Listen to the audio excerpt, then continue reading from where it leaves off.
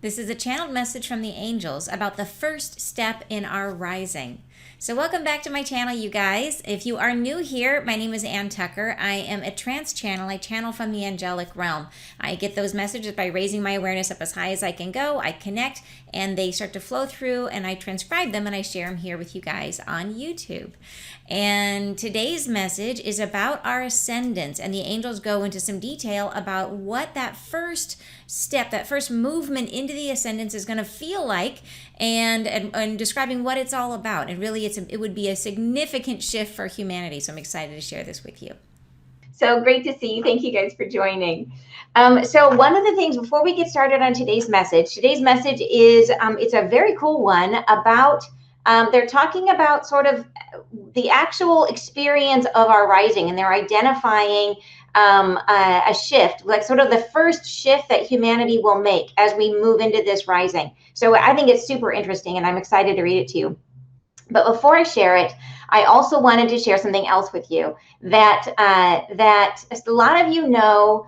About a year ago, I channeled a series of frequencies, and they're called the Angelic Frequency Series. And they were a series of frequencies that had never been to the planet before. There's 9 of them, and several of you participated in those live as they were coming. We did one a month, and the frequencies built one upon another. And the goal of the series is to help to amplify your spiritual gifts. So that's really what it's all about. But there's healing all the way through it. And we finished this Angelic Frequency Series, and I loved it. It was an amazing experience and huge growth for me, because these sessions are 90 minutes long. When the angels first told me about it, and they're like, yeah, you're going to hold the frequency for 90 minutes. I'm like, oh my gosh, that's like a marathon, especially because at the time, like my skills have grown since then. When I first started these, like, you can actually hear in the recording, like the first session, you can hear like it's hard work. Like my voice is shaky, like you can tell it's hard to hold it. But by the end, it's like I got more and more and more fluent in holding it. And I am a frequency channel. Like I channel messages, but a big part of my role is to channel frequencies. And as a matter of fact, the angels did a ton of work on my vocal cords as well as my physical body to help me to do that, to hold and to channel those frequencies. So anyway, so we got done with all of this, and then they channeled that they wanted me to transcribe all of them. And at first I'm like, oh, that's a brilliant idea, until I started, and it's like 87 pages of transcription. So it was so much work, but it was so worth it. Like, I had no idea, because when I channel, I'm just there, like the messages are coming through and I don't really know what they're saying. Like, I have ideas and I can see what they're doing, but I don't get the whole thing until I see it. And those messages were just like, they were recordings, but I had never sat down and logically laid them out. And what blew my mind is the divine intelligence that became so apparent when I saw all 9 of them spread out. And let me show you. I actually have them. I don't know if you can read this. It's pretty light. Hopefully you can see this. So the 9 themes of these frequencies became really, really clear. And then what was magical to me is that the methods that they used in terms of the healing that they did in the different ones were specific to the type of thing that they were doing in that session. And it was consistent throughout. And I had no idea this was happening. So this is like what I talk about, the divine intelligence, when you start seeing their presence and seeing the thought that goes into it, that is definitely coming, from somewhere else. It's like I said, the words are coming through and I have no idea what they are. But to see the consistency over 9 months over time was really cool. So for example, like, okay, so the top ones here, the first one, rebirth your grounding. And then number 4, which is to strengthen your connection. Each of those are about your connection. One is your connection to earth, and the other one is your connection to source. And what's amazing to me is that in both of those sessions, the angels used a similar method through the process of the session. So they first the first thing they would do is they would come in with a healing and they would help to release something to free up energy in your system. And they wouldn't attempt to connect you until they had freed that energy. And then once the energy was free, then they would do the connection. And they did that in any time throughout the series where they were trying to help you connect to something, to the earth, to source, to whatever. They would free energy first. And it was so interesting to see that. So yeah, so these are the 9 different ones. There was the rebirthing your grounding, activating your soul's desire. There was a DNA healing. There was strengthening your connection, empathy and telepathy, super cool. Merging with your higher self, activating dormant senses, growing your capacity for joy, and revealing ancestral gifts.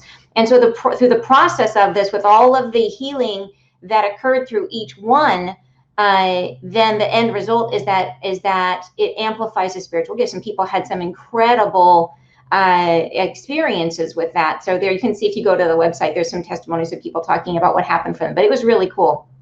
So in any case, so with all of that, we did the transcriptions, and then I gave a birthday as a gift to myself, which is this, which I don't know if you can see this very well. It is, let me get up there so you can actually see it. It is a medallion I had custom made that I embedded with all 9 frequencies. That it actually, I have a friend, Jen White, who has this incredible German machine that can embed any frequency into, this is surgical steel. So she embedded the 9 frequencies. I channeled them into these vials of water, and then she embedded them in the necklace, which was like super cool. So yes, this is my birthday gift to me. So I'm wearing it. And anyways, but now if you guys want to have access to all of this, you can. And it's on my website now. And I have in there, I have the recordings for all 9 frequencies, as well as the transcriptions. And then you can get your own necklace if you want one.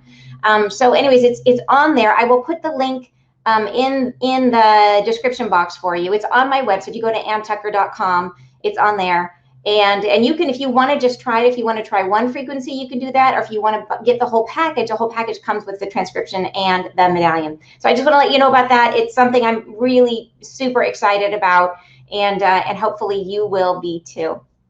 So, all right, so let's get started on today's message.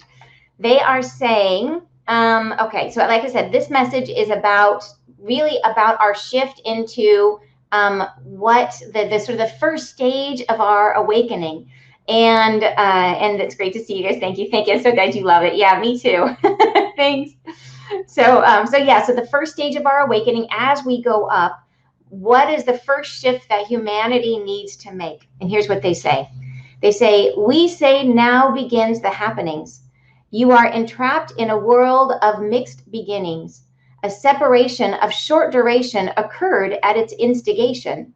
Yes, at the beginning of humanity, there was a charge electric that did terminate in the global awareness.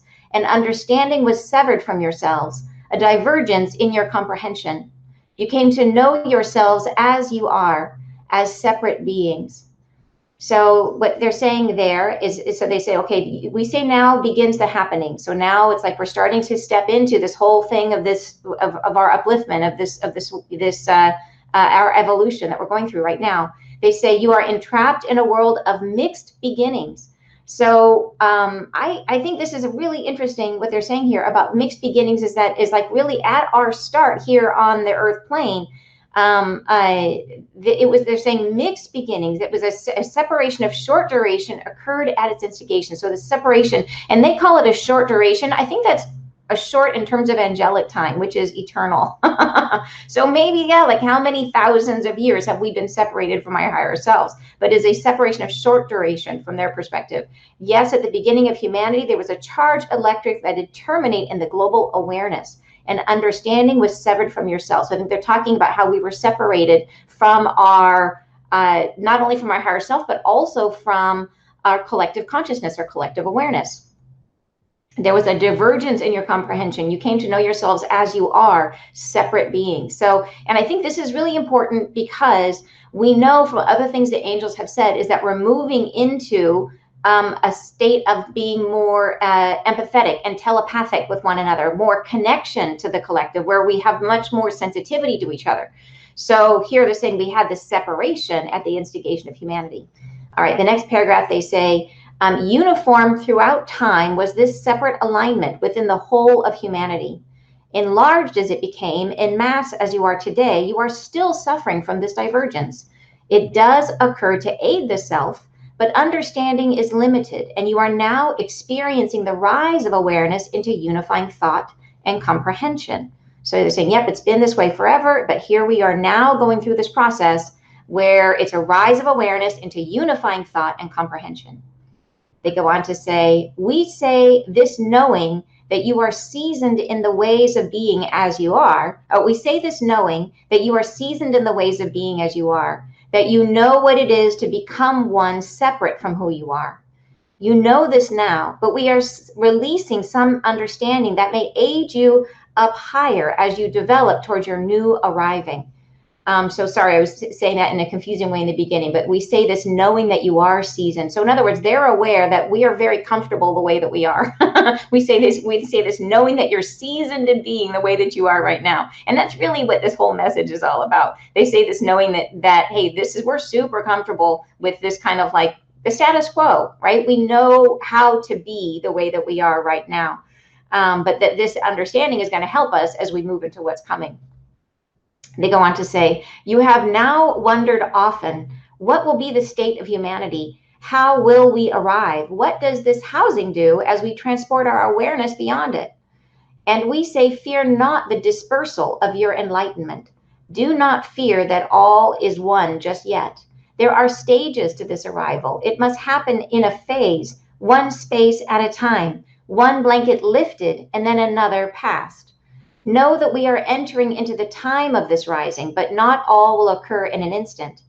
It will happen as is laid out in plan, in phase for your best dynamic evolution, for your own understanding to take in and ponder each phase of this rising. So I love, they say, fear not the dispersal of your enlightenment. And I think that phrase right there to me is what they're saying is that we being so physical, so solid on the 3D, we're condensed.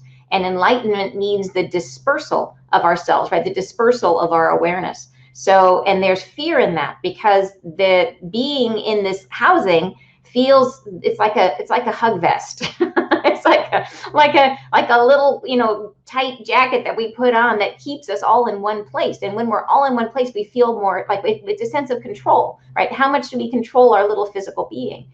And what is our illusion of control about the world around us? And they're saying that the enlightenment is a dispersal of that. It's all about releasing and flow and allowing and becoming more permeable to one another. It's much more spread out and diffuse. And that they said, fear not the dispersal of your enlightenment, that it's not like we're all of a sudden going to be like 1 minute we're in our dense little bodies and the next minute we're like, ooh, it's not going to be that. It's going to be phased, slow, gradual. So we get used to it. And not only so that we get used to it, but important here, they said that we have a chance to understand and to take it in, right? To learn from every stage of this process, that they don't want it to be super fast. They want us to soak it in and to be in it for a while so that we get all of the understanding. And because really at the soul level, it's all about experience. This awakening is an experience. So they say, don't rush it, like savor it, take your time with it. All right, they go on to say, yes, it is done in an instant, the moment of change, all different thereafter, but it is but a beginning in the phase of this start. It is the motion commenced, and your first instruction divined for the self is to rise into that sensation of change, to accommodate the fixation of humanity, the fixation humanity has currently with static and settled circumstances, and to alleviate the fear that comes with the sensation of movement, adjustment, alteration, and the unknown. So we're really getting into the meat of it here. This is saying that, okay, they're saying, yes, it happens over time, but there is a moment where the movement starts. And that feeling of movement, they say the first instruction that we have from our higher self is to rise into the sensation of change, right? To become, like I think about it like skiing, that when you start downhill skiing, that feeling of acceleration is what's scary. You can be going fast down a hill, and if you're going at a constant speed, it's not scary. But when you accelerate or change your speed, The change is what's scary. And that's, I think, what they're speaking to here. And you're saying it gives everyone time and space to get it on our own personal level. Yes, that's exactly right. Like they've said, spread it out, take it, and take your time, and allow yourself to sort of, like they said, to kind of bask in it, to feel what's happening and to be aware of the changes that we're going through. So we have to get used to the feeling of change. So, and then they're saying to rise into the sensation of change to accommodate the fixation humanity currently has with static and settled circumstances. So humanity is really biased to what's familiar and what's comfortable. And they're saying, and they need to alleviate the fear that comes with a sensation of movement, adjustment, alteration, and the unknown. So this is really the thing that we're focusing on in this first stage of our rising. They go on to say, it becomes familiar with a state of incongruency, of self in misstep with what evolves, never planted, never fixed, always in motion between, stepping from one to the next, in transition, becoming. This fixation of evolution, the desire to stay put as you are, is a plague against humanity and must be carefully calmed, serenaded, cajoled into fruition to reveal the open self, allowing, passing, moving. So, okay, so I think this is super important because I think it gives the feeling of what it is that we're trying to head into. And I think they're trying to convey it in a way that we can start to kind of feel it in our bodies a little bit.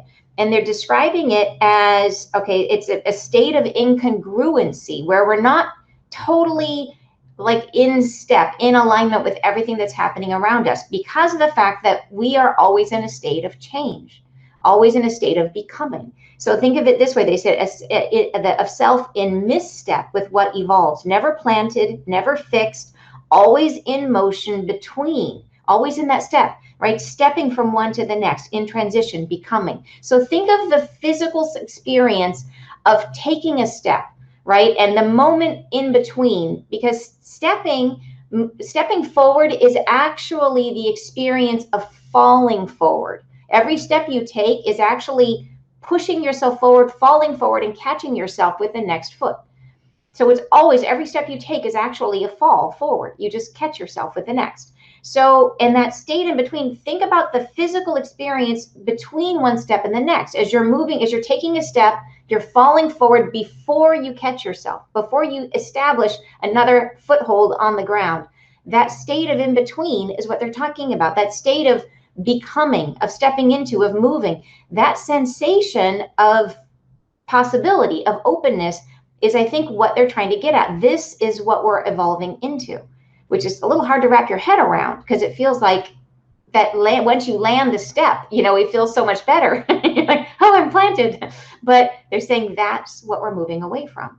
So interesting. Okay, so they say this fixation on evolution, the desire to stay put as you are, is a plague against humanity. Wow, like how strong of a phrase is that? So I think this is serious stuff.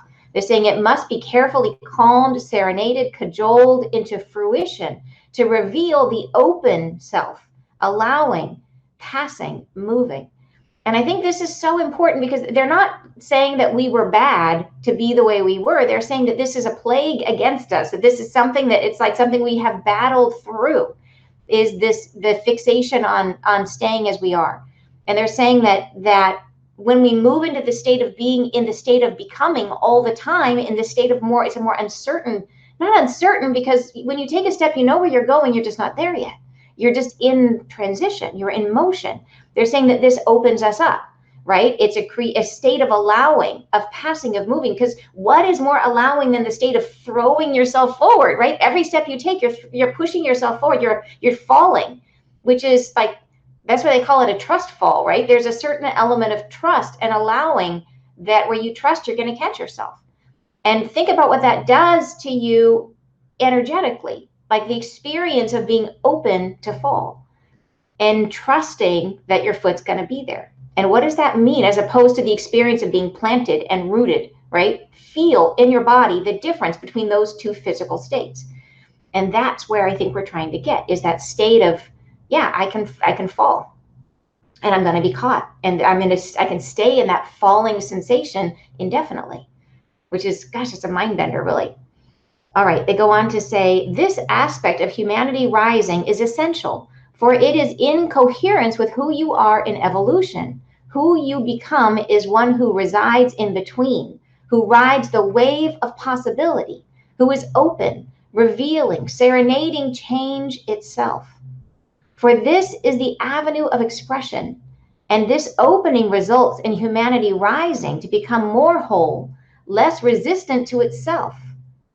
For in true form, you are unidentified, unchained, unfabricated, and yet possess all things, all potentials.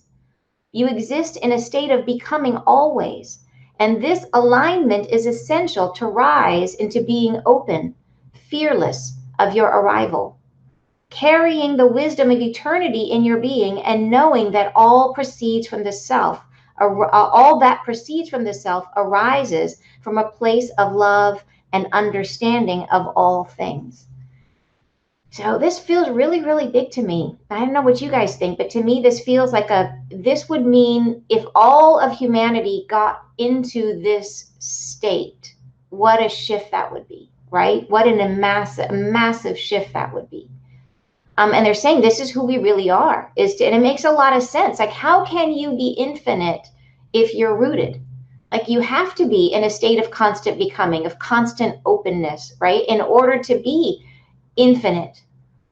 And so, yeah, so they say for in true form, we are unidentified. So like and think about that as we move up into our collective awareness, we do become a unified consciousness, right? And the eventual merging with God, with source itself, is about the loss of separate identity and the belonging to the whole. So they say we are in true form, we are unidentified, unchanged. So we're not locked in to one position or one space, one root on the planet. We are, unfabricated. So that means it's when you're unfabricated, what are you? You're all the raw materials, your potential, you're anything. So, wow. And you possess all things, all potentials. You exist in a state of becoming always. And this alignment is essential to rise into being open, fearless of your arrival, carrying the wisdom of eternity in your being, and knowing that all that proceeds from the self arises from a place of love and understanding of all things. So you're saying very big. Yeah, I absolutely agree. So, okay. All right, next paragraph. You're saying we are so many labels also, which is a significantly limiting. Oh my gosh, limiting. That is such a good point. Yes. Like it is really true. The minute you name something, like anything, the minute you attach a name to it, all of a sudden it has boundaries around it, right? It becomes a thing. It's locked in. And so I think the label thing, I think it's such a good point and such a helpful way of thinking about it. All right. Then they say the release of this terminal life force, the desire, the strong will to remain as you are, will result in your upliftment. This opening comes with the release of fear of what you are, the release of fear of each other and of life circumstances.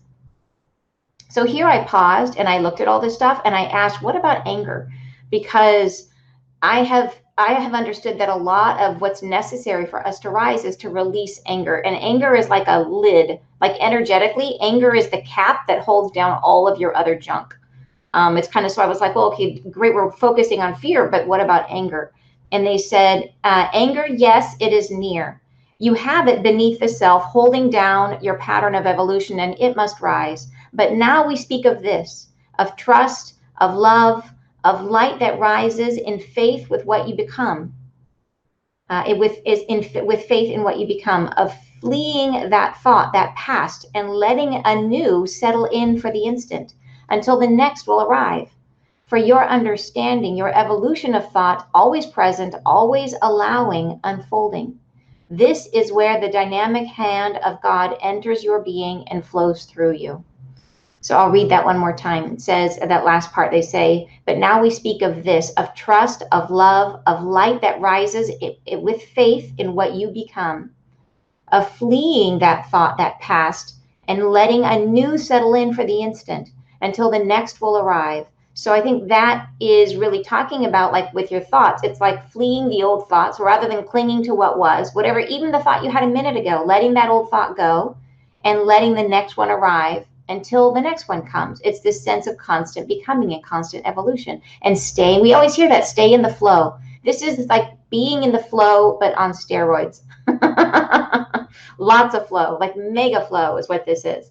So yeah, so that is the message for today. And I think it's a beautiful one. And I think it's incredibly helpful for thinking about how do we exist in our current lives today and think about what is it that we should be working on? Where should we be focusing? And I think it really is about this state of flow, but staying in that state of becoming. How can we release what we've been? How can we release what it is that we're hanging on to? What are we hanging on to? That's another question, is we can be looking at what are we hanging on to now? So you're saying, LOL, roller coaster ride, fun but very scary. Yes, right? And you're saying fear, anger, and sometimes sadness. Yeah, yeah. And I think there is no mistake. Like the fact that I'm having all these dreams about roller coasters where I'm on a swing roller coaster where it doesn't even have a track is like, that's such a good point. It's just a fun but scary ride. That's where we're at. So yeah, so you guys, thank you so much for joining me today. That was our message for today. If you're interested in the Angelic Frequency series, and I will put right now a link in the comments with the link to, it's actually on my website, it's antucker.com/angels is where you can find the frequency series. So thanks so much. Sending big hugs to you guys. Hope you have a wonderful weekend, and I will see you next time.